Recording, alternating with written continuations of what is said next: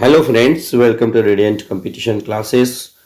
आज मैं आप लोगों के समक्ष बिम्स्टेक का 5वां शिखर सम्मेलन और भारत जो करेंट टॉपिक है इस पर बात करेंगे। और ये एग्जाम की दृष्टि से अति महत्वपूर्ण रहने वाला है, तो इसे भी हम लोग 3 पार्ट में देखेंगे। सबसे पहले हम लोग इसका परिचय जानेंगे, उसके बाद 5वां शिखर सम्मेलन की मुख्य बातें जानेंगे और इसमें भारत के क्या हित हैं इसको भी हम लोग देखेंगे। तो चलिए दोस्तों, स्टार्ट करते हैं आज का जो बिम्स्टेक का 5वां शिखर सम्मेलन है। तो सबसे पहले जानिए बिम्स्टेक क्या है।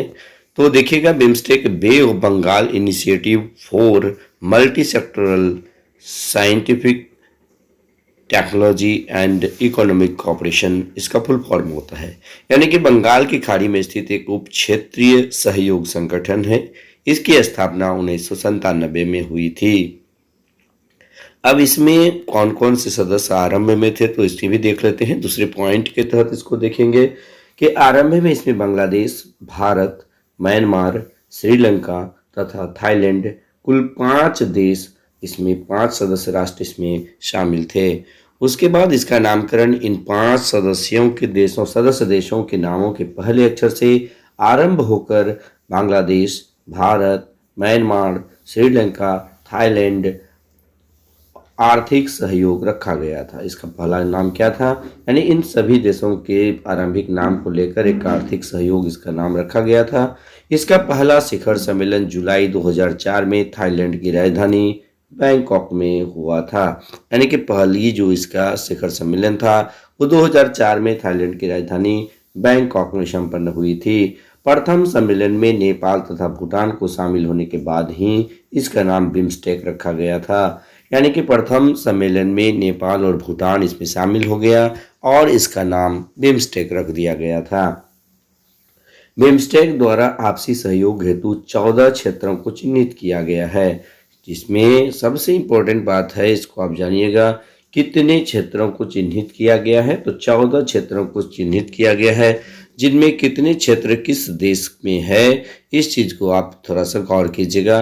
तो जैसे देखिएगा कि भारत में 4 क्षेत्र है। कौन कौन सा है? पर्यावरण, यातायात एवं संचार, पर्यटन, आतंकवाद विरोधी कार्यवाही। ये आपका 4 क्षेत्र जो है किसको सौंपा गया है?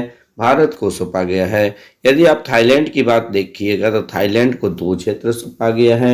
ये है आपका मछली उत्पादन और जन स्वास्थ्य। म्यांमार के बारे में यदि बात किया जाए तो म्यांमार को भी 2 क्षेत्र सौंपा गया है। कौन कौन सा है? कृषि है, दूसरा ऊर्जा है। और देखिए नेपाल को भी 2 क्षेत्र दिया गया है। इसमें लोगों के मध्य संपर्क करना ये नेपाल का काम होता है और गरीबी निवारण ये नेपाल का काम होता है। और भूटान जो है, भूटान को एक ही क्षेत्र सौंपा गया है और वो है सांस्कृतिक सहयोग। उसके बाद हम लोग देखेंगे छठा में है बांग्लादेश। इसे भी एक क्षेत्र सौंपा गया है और ये है आपका व्यापार एवं निवेश। 7वां है श्रीलंका और इसमें एक क्षेत्र यानी कि तकनीकी सहयोग। इस प्रकार कुल 7 देशों को 14 क्षेत्र जो है शामिल किया गया, 14 क्षेत्रों को इसमें शामिल किया गया है। ये तो आपका परिचय हो गया। अब हम लोग देखते हैं बिम्स्टेक का 5वां शिखर सम्मेलन जो अभी हाल ही में श्रीलंका में हुआ है, इसके बारे में। तो 5वां शिखर सम्मेलन 28 से 30 मार्च 2022 को श्रीलंका की राजधानी कोलंबो में संपन्न हुआ। तो आप ये भी बात याद रखिएगा, श्रीलंका की राजधानी 2 राजधानी है, एक जयवर्धनेपुरम कोट्टे भी है, याद रखिएगा। यह ऑनलाइन एवं ऑफलाइन दोनों मोड में था। आपको ये पता होना चाहिए कि सबसे पहली बात कि 5वां शिखर सम्मेलन जो है ये कब संपन्न हुआ। तो 28 से 30 मार्च 2022 को कहाँ पे संपन्न हुआ? श्रीलंका की राजधानी कोलंबो में संपन्न हुआ। उसके बाद यह ऑनलाइन और ऑफलाइन दोनों मोड में था और हमारे प्रधानमंत्री यानी भारत के प्रधानमंत्री नरेंद्र मोदी इस सम्मेलन को ऑनलाइन संबोधित किए थे। यानी कि ये ऑफलाइन ये नहीं गए थे और ये ऑनलाइन ही संबोधित किए थे। वर्तमान में श्रीलंका इसका अध्यक्ष है, यानी कि जहां पर सम्मेलन होता है उसी देश के राष्ट्राध्यक्ष इसका अध्यक्ष होता है। अगला सम्मेलन थाईलैंड में होगा। ये अल्फाबेटिकल क्रम में होता है, आपको पता होगा, अंग्रेजी वर्णमाला के अक्षरों के क्रम में से सदस्यों द्वारा आयोजित किया जाता है। और सबसे इम्पोर्टेंट है कि 5वां जो शिखर सम्मेलन हुआ इसका मुख्य जो थीम था, मुख्य थीम क्या है तो देख लीजिएगा, towards resilient region, prosperous economies, healthy people. ये इसका थीम था, मुख्य थीम था। अब सवाल उठता है कि इसमें इस जो सम्मेलन हुआ है इसका क्या निष्कर्ष निकला या क्या इसका रिजल्ट हुआ, इसके बारे में थोड़ा सा आप गौर कीजिएगा। तो बिम्स्टेक का नया चार्टर, यानी अब तक जो है ये बिम्स्टेक का कोई चार्टर नहीं था, जिसके वजह से इसकी क्रियाविधि उतनी स्पष्ट नहीं थी। इसलिए सबसे महत्वपूर्ण उपलब्धि रही नया चार्टर, यानी कि पहले यह नहीं था। इस चार्टर में इस संगठन के उद्देश्यों तथा सिद्धांतों का जिक्र है। साथ ही साथ आप लिख सकते हैं कि बिम्स्टेक की बेहतर कार्यवाही करने के लिए नया चार्टर बहुत महत्वपूर्ण होगा। उसके बाद दूसरा क्या था, यातायात संपर्कता का मास्टर प्लान, यानी इस मास्टर प्लान के तहत बिम्स्टेक देशों के बीच संपर्कता के चरणबद्ध विकास की रूपरेखा प्रस्तुत की गई। उल्लेखनीय है कि भारत इस क्षेत्र में पहले से ही संपर्कता के विकास को महत्व देता रहा है। पहला प्रोजेक्ट जैसे देखिएगा BBIN, यानी बांग्लादेश, भूटान, भारत, नेपाल, और दूसरा भारत, म्यांमार, थाईलैंड यातायात, यानी कि इन चीज़ों के बीच जो है यातायात से संबंधित जो है ये हमेशा जो है ये भारत एक्टिव रहा है इसको बढ़ावा देने के लिए। तीसरा देखिएगा सचिवालय की मजबूती, यानी वर्तमान में इसका सचिवालय ढाका में है जो छोटे स्तर पर कार्यरत है। वेरी वेरी इंपॉर्टेंट, वर्तमान समय में इसका मुख्यालय कहाँ पे है, ढाका में है, जो छोटे स्तर पर कार्यरत है। इसे व्यापक बनाने के लिए मोदी ने $1 मिलियन की सहायता भी प्रदान की है। उसके बाद चौथा था क्या, बिम्स्टेक की सहयोग प्राथमिकता में बदलाव। आरंभ में जैसा कि आपको मैं बताया कि इसके 14 प्राथमिक क्षेत्र था, जो 5वें शिखर सम्मेलन में इसे घटाकर 7 कर दिया गया। वेरी वेरी इंपॉर्टेंट, यानी कि बिम्स्टेक साहिब की जो है वो कितने क्षेत्र हैं, पहले 14 थे, अब इसे 5वें शिखर सम्मेलन में घटाकर कितना कर दिया गया, 7 कर दिया गया है। ये 7 कौन कौन से हैं आप इसको देख सकते हैं। जैसे देखिएगा, व्यापार और निवेश बांग्लादेश को सौंपा गया है, पर्यावरण तथा जलवायु संरक्षण भूटान को सौंपा गया है, सुरक्षा तथा ऊर्जा भारत को सौंपा गया है, आप इसे जरूर याद रख लीजिएगा। उसके बाद कृषि तथा खाद्य सुरक्षा ये म्यांमार को सौंपा गया है, और जनता के बीच आपसी संपर्क नेपाल को सौंपा गया है। विज्ञान तकनीकी तथा नवोन्मेष ये श्रीलंका को सौंपा गया है, और क्षेत्रीय संपर्कता थाईलैंड को सौंपा गया है।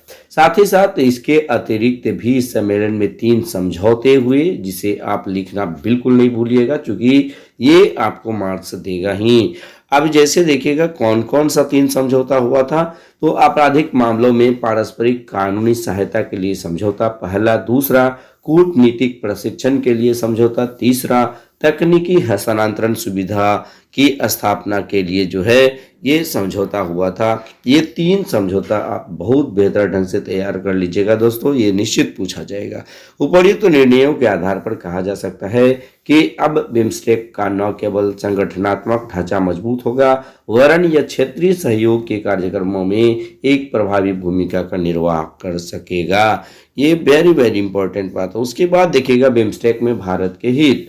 अब बिम्स्टेक में भारत के क्या हित हैं, देखिए भारत जनसंख्या, अर्थव्यवस्था तथा क्षेत्र की दृष्टि से सबसे बड़ा देश है, अतः एकीकरण की जिम्मेदारी सबसे अधिक भारत पर ही है।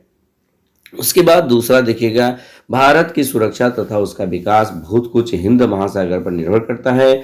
बिम्स्टेक हिंद महासागर के तट से लगे देशों के बीच सहयोग को बढ़ावा देता है, अतः इससे भारत को अपने हितों को साधने में मदद मिलेगी। तीसरा है, भारत 1991 से ही पूरब की ओर देखो यानी लुक ईस्ट पॉलिसी का अनुसरण करता रहा है।